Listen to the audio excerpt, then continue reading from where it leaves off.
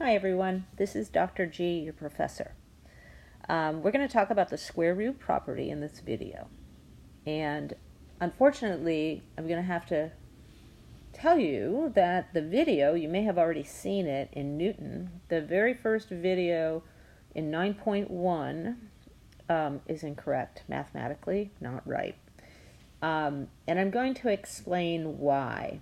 But first of all, I want to reassure you that our textbook is correct, and I'm correct.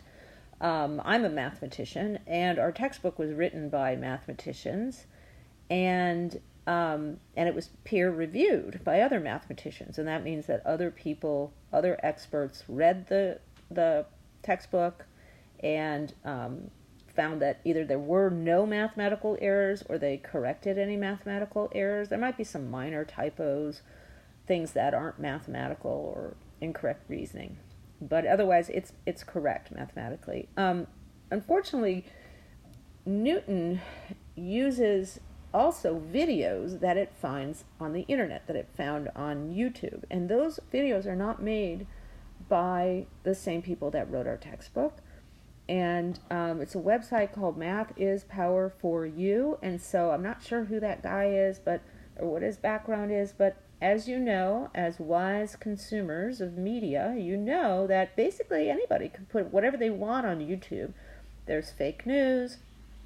There's also some fake algebra out there. So I'm going to explain to you what's wrong. And you may have already seen it and said, wait, something's not quite right. I'm now confused. You guys are smart, and I think you're so smart that you might be now confused if you've already seen that video.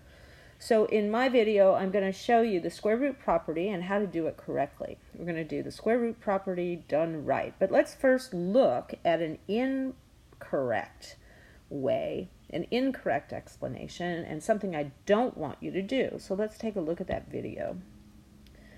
So it's in the section called 9.1, using the square root property. Now the video, the title is Solving Quadratic Equations Using Square Roots. So I don't want you to do it this way. It's incorrect, and I'll show you why. So let's see the first few seconds. So he's going to show you how to solve x squared equals positive 36, and it's not the right way, and I'll explain why. Now we'll look at some examples of solving quadratic equations using square roots. Our first equation, we have x squared equals 36. And since x squared is a perfect square, we can solve this equation by using square roots. And if we have x squared equals 36, we can solve this equation for x if we take the square root of both sides of the equation. And now if we simplify, the square root of x squared would be equal to x. The square root of 36 is equal to 6. But this one... that's wrong. And I'm going to talk about why. And you may have seen this and said, wait, huh? Now I'm confused because I learned something else. And he's actually contradicting himself in some stuff he did in some previous videos. So let's see what's wrong. So what he should be using, and what you're going to use to do this correctly, is called the square root property. The square root property says if you have an expression or variable squared equaling a number, a real number, k, so x squared is equal to k, then that just means either x is equal to the positive square root of k, remember the principal square root, when we don't have a sign in front of the radical, remember that's the positive square root, or it could be equal to the negative square root of k. And another way to write those two answers together is x is equal to plus or minus the square root of k. Notice the square root property doesn't mention the square root of x squared. We did not take the square root of both sides. So this is really important that you never take the square root of both sides. And we're going to talk about why. Okay, so let's go back to what the video did.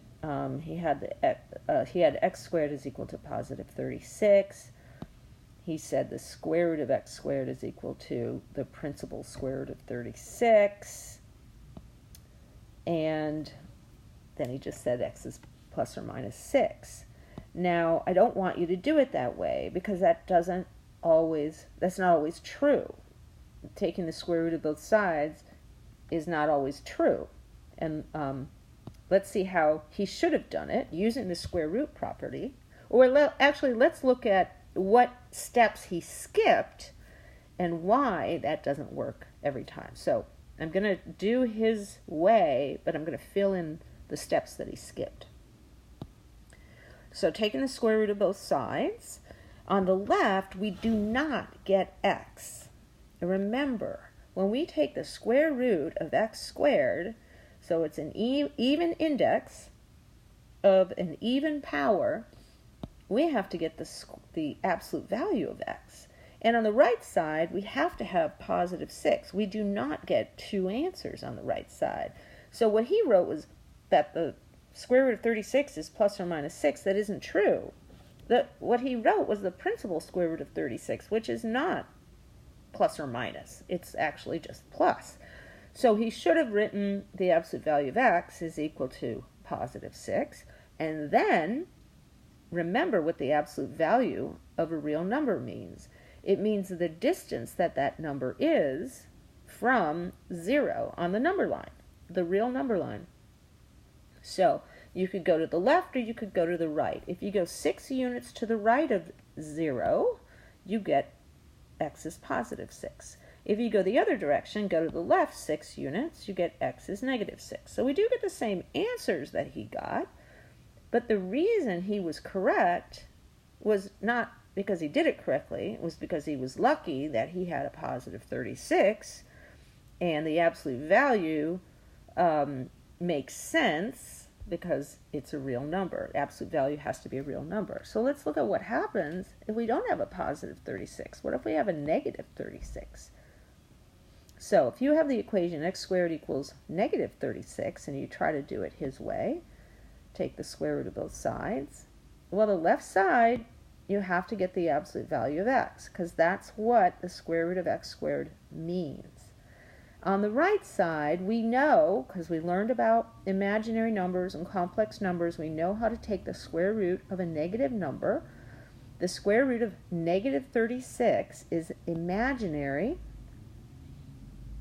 and it's 6 times the imaginary unit I. Remember, the imaginary unit I is the square root of negative 1. So what does this mean? Well, this makes no sense because the absolute value of a number is the distance between that number on the real number line, the distance between the number and 0. So this makes no sense because the distance can't be imaginary. So this is nonsense. This equation is nonsense. So what he was actually doing was kind of a shortcut using absolute values, but it doesn't make sense if we're talking about imaginary numbers.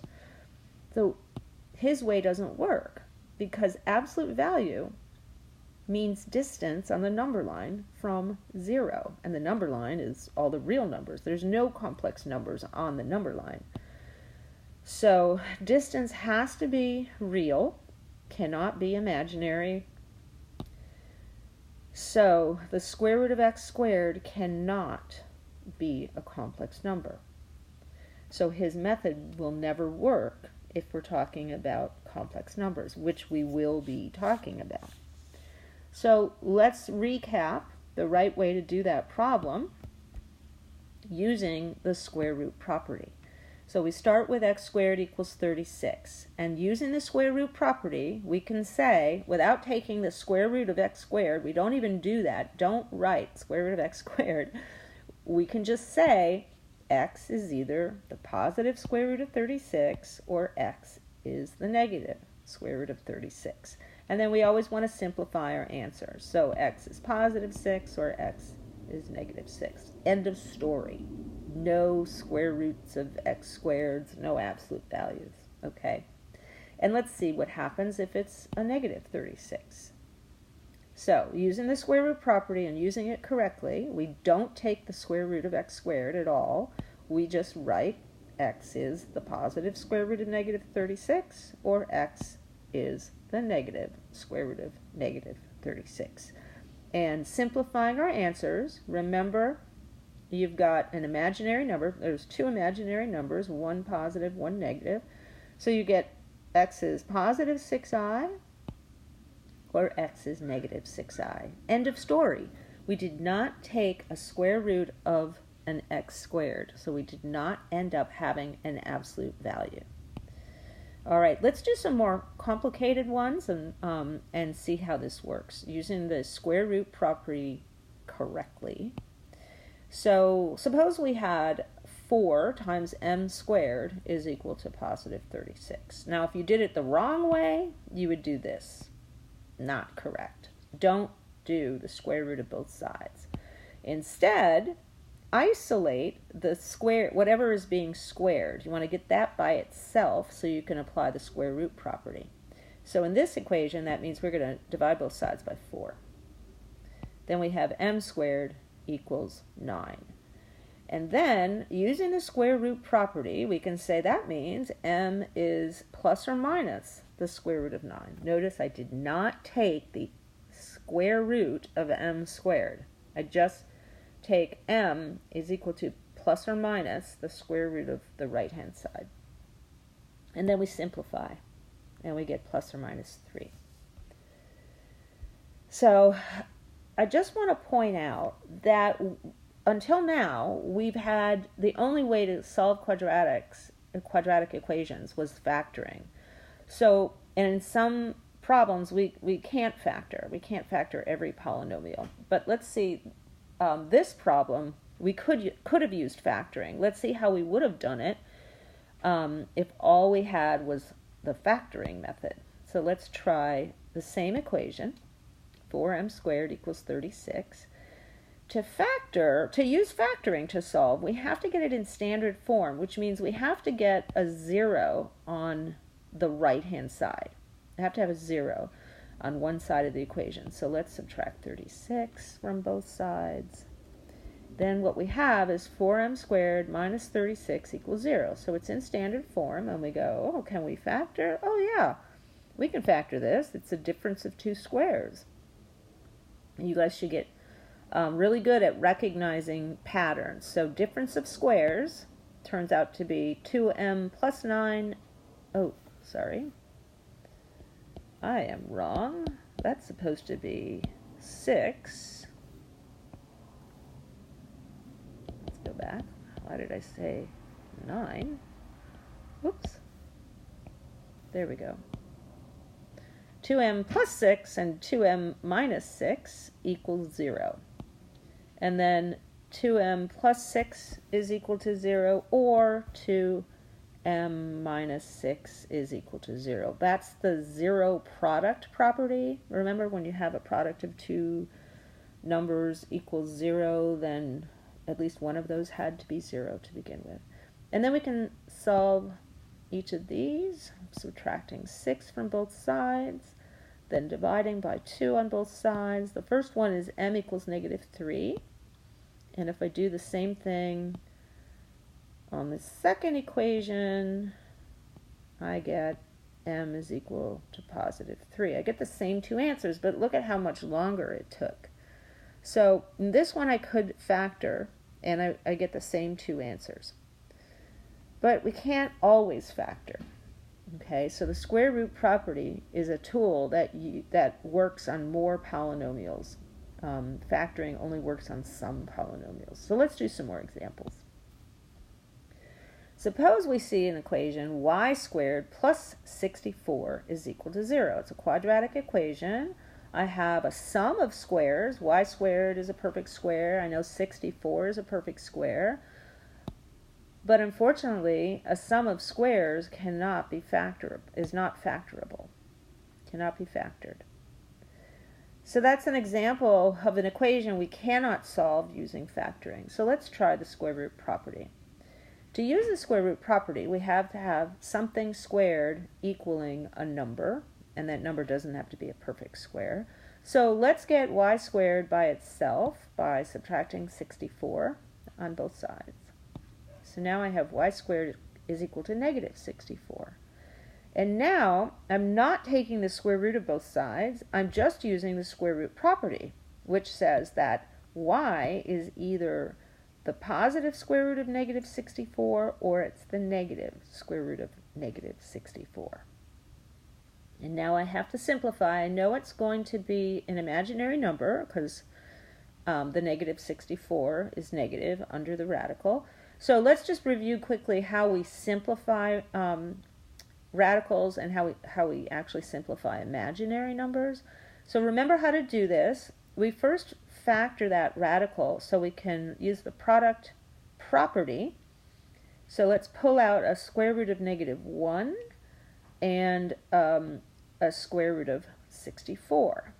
So always pull out a square root of negative 1 first, and then whatever else you can simplify will be a real number. So now we know that the square root of negative 1 is I, and we know the positive square root of 64 is positive 8.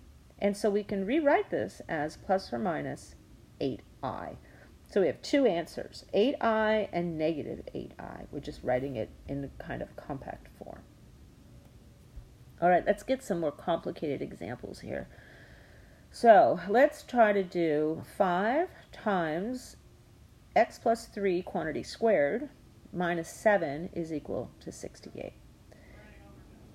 So we want to use the square root property, but before we can apply it, we have to isolate the squared term, the squared factor. So we have a few things we have to get rid of on the left side. We got to get rid of that minus 7, and we got to get rid of that 5. So the first thing is add 7 to both sides, and we're left with 5 times x plus 3 squared is equal to 75. Now we can divide both sides by 5, and we've isolated our squared factor. So we've got x plus 3 squared is equal to 15. So now we're ready to use the square root property. So the square root property says that either x plus 3 is the positive square root of 15 or x plus 3 is the negative square root of 15. I could have written just one equation with a plus or minus in front of the radical. Either way is fine. But always remember you're getting two answers. So now all we have to do, let's take a look at the first equation. Let's subtract 3, and we get x is negative 3 plus radical 15. And in the other one, let's do the same thing. So our other solution is x is negative 3 minus radical 15. And we could have written that in a more compact way. We could have just said x is negative 3 plus or minus square root of 15. All right, let's do one more. So let's look at 2y plus 1 squared minus 5 is equal to negative 23. Now I want to use the square root property, but I have to isolate whatever the expression is that's being squared. So in this case, all I have to do is get rid of that minus 5. So let's add 5 to both sides. We get 2y plus 1 squared is equal to negative 18. Now, the square root property says we're not taking the square root of both sides. The square root property says that either 2y plus 1 is equal to positive square root of negative 18 or it's equal to negative square root of negative 18. So I just wrote it in compact form. I've got actually two equations here. I just wrote them, I just kind of combined them. So now we need to isolate the y. So let's subtract 1 from both sides. Oh, let me simplify first. I'm going to simplify my radical. You could do it at the end, but I like to do it at the beginning. So I'm going to simplify that radical. I'm going to factor out the negative 1, square root of negative 1, and then I would have a square root of 18. Well, the square root of 18 has a perfect square factor, right? Because 9 goes into 18 twice, so I'm going to factor out that perfect square factor. And then I have a square root of 2.